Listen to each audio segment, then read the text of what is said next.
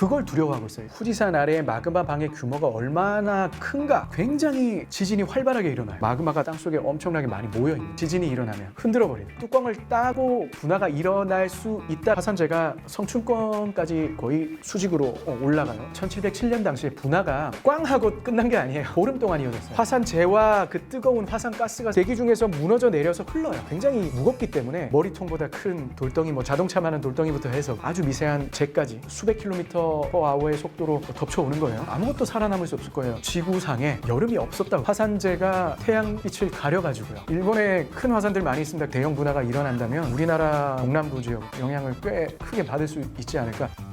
부산대학교 지질환경과학과에서 화산을 연구하고 있는 김기범이라고 합니다.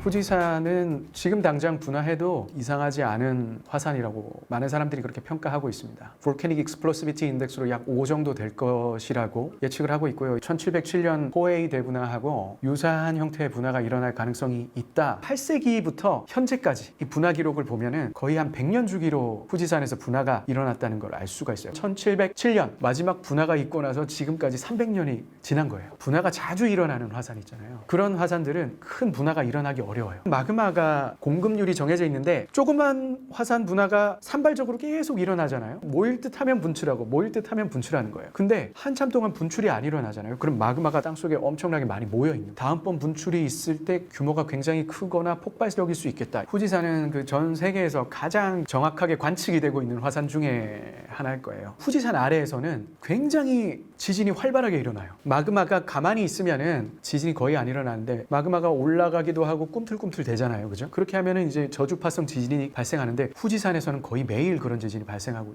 있다고 생각하시면 돼요. 후지산 아래의 마그마 방의 규모가 얼마나 큰가? 일본 학자들은 그렇게 크지는 않다. 수산 천년 대분화를 우리가 규모 7 정도로 산출을 하는데 규모 5 정도, 홍과 대분화가 규모 5잖아요. 그때와 유사한 양의 마그마가 분출이 될 수 있다. 백두산하고 후지산이 차이가 좀 있어요. 백두산은 천지라고 하는 칼데라가 있잖아요. 천지라고 하는 거는 뚜껑 부분이 무너져 내린 거예요. 그러니까 뚜껑이 없죠. 백두산은 마그마 방에 있는 가스라든지 마그마가 줄줄줄 새고 있는 곳이라고 보면 돼요. 근데 이제 후지산은 뚜껑이 있는 화산이에요. 안에 있는 마그마를 잘 밀봉을 해둘 수 있는 화산 시스템인 거예요. 녹아있는 액체 마그마 부분하고 그 액체 안에 녹아있는 가스, 탄산음료라고 생각하시면 돼요. 이산화탄소 녹아있잖아요. 지진이 일어나면 흔들어 버리는 거죠. 흔들어 버리면은 뚜껑이 덮여 있지만 뚜껑을 따고 분화가 일어날 수 있다라고 보는 거예요. 실제로 후지산에서도 관측을 해보니까 가스가 새질 않아요. 가스가 막 많이 나오고 이러면은 화산 활동이 임박했다라고 그렇게 볼 수도 있는데 오히려 그게 안에 있는 가스가 잘 가둬져 있지 못하고 잘 빠져나오는 거일 수도 있다. 후지산 같은 경우는 가스가 빠져나오지 않는 거예요. 그걸 두려워하고 있어요. 큰 지진이 나면 후지산이 그거에 연결해서 분화할 수 있다. 화산재가 2cm가 쌓이면 얼마 안 될 것 같은데 눈이 2cm 쌓이는 거하고 개념이 달라요. 거의 모든 게 마비된다고 봐야죠. 가장 문제가 되는 게 전선들에 화산재가 쌓이게 되면 얘들이 합선을 유발해요. 전기로 운영되는 모든 시설들이 다 큰 데미지를 입을 수가 있죠. 그나마 후지산에서 먼 곳이 그렇고 가까운 곳은 십수 센티미터가 쌓이잖아요. 그런 곳은 굉장히 큰 재해죠. 그냥 화산재가 분연주라고 하는 기둥을 만들면서 성층권까지 거의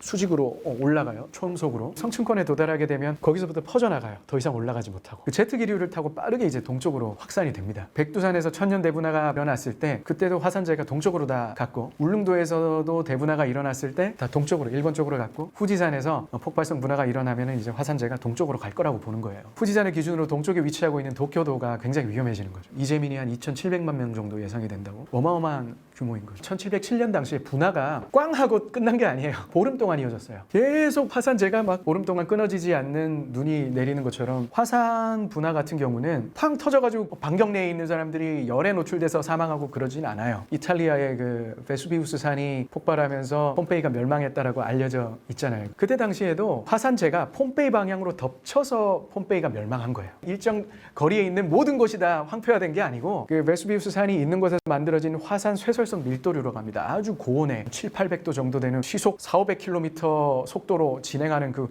화쇄류가 도시를 덮친 거죠. 지나가는 길에 있는 사람들이 살아남지 못한 생각한 거지. 만약에 이제 후지산에서 1707년도 분화 같은 대분화가 일어난다면 화산재가 공기를 타고 날아가서 떨어지는 것도 있겠지만 후지산 주변에는 화산 쇠설성 밀도류라고 하는 게 발생할 겁니다. 하늘로 이렇게 성층권까지 올라가는 아이도 있지만 화산재와 그 뜨거운 화산가스가 섞인 그 공기 덩어리가 굉장히 무겁기 때문에 대기 중에서 무너져 내려서 흘러요. 머리통보다 큰 돌덩이, 뭐 자동차만한 돌덩이부터 해서 아주 미세한 재까지. 그런데 이게 하늘에 올라갔다가 내려오면서 떨어지는 운동 에너지, 그리고 사면을 흘러가면서 얻은 운동 에너지가 더해지다 보니까 수백 킬로미터 퍼 아워의 속도로 덮쳐오는 거예요. 그 길목에 있는 곳은 아마도 아무것도 살아남을 수 없을 거예요. 순식간에 그냥 탄화돼 버릴 거예요. 인도네시아 탐보라 화산이라고 하는 분화가 1800년 초에 있었는데 그 분화가 일어났을 때는 지구상에 여름이 없었다고 그래요. 화산재가 태양빛을 가려가지고요. 지구 온도 자체가 내려간 거죠. 아이슬란드에서 훨씬 소규모의 분화가 있었거든요. 유럽의 항공이 완전히 마비됐죠. 자연에는 항상 예외라는 게 있는 거죠. 백두산도 동쪽으로 화산재를 보내고 울릉도도 동쪽으로 보냈는데 아이라 칼데라라고 하는 게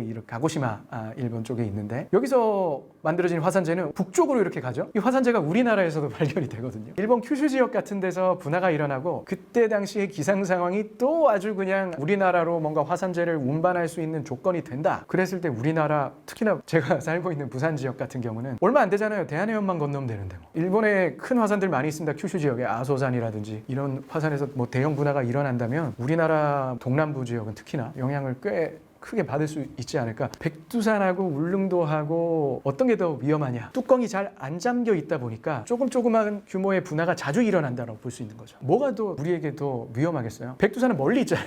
울릉도는 어떤가요? 울릉도에 지금 현재 주민이 9,000명이 넘어요. 소규모 분화 중에 마그마하고 물이 만나서 일어나는 분화가 있습니다. 수증기 마그마성 분화. 그런 분화는 징후가 거의 없어요. 2014년에 일본 온타케산에서 폭발이 일어났습니다. 관광객들이 그냥 등산하다가 수십 명의 사상자가 나왔죠. 예측이 안 됐던 거예요. 모니터링 시스템이 다 있는데도 불구하고. 울릉도의 상태가 어떠냐면 과거 2만 년 동안 최소 7번의 분화가 있었어요. 분화 주기가 3천에서 한 5, 6천 년 왔다 갔다 해요. 오랫동안 활동을 안 했다고 여기 화산이 활동이 끝났다고 예단할 수가 없는 거예요. 울릉도에서 지열 측정을 해보면 1km 내려갈 때마다 온도가 거의 95도가 증가해요. 우리 일반적으로 한반도에 시추를 하면은 30몇 도 이렇게 증가해요. 백두산이 1km 내려갈 때마다 거의 95도 증가하거든요. 백두산하고 거의 동일한 거예요. 울릉도가. 땅속에 뜨거운 열이 있다는 거예요. 마그마가 있다는 거예요. 어느 순간 우리가 모르게 수증기 마그마성 폭발이 일어날 수 있어요. 고경사 지형에 주민들이 살고 있는데 많은 곳들이 무너져 내릴 겁니다. 화산 근처에 십수 킬로미터 이내에 있는 주민들은 직접적인 화쇄류의 영향을 받을 수 있어요. 그런 일들이 발생하게 되면은 우리가 생각한 것보다 피해가 훨씬 더 클 수 있다는 거죠. 당장 이게 내일 일어날 거다 이렇게 해서 공포 분위기 조성하는 거는 문제가 있겠지만 이런 거 알고 있어야 된다는 거예요. 그럼 미리 조사를 해야죠. 근데 지금 울릉도 마그마방이 어떤 상태인지 이런 것조차도 우리는 조사가 안 돼 있어요.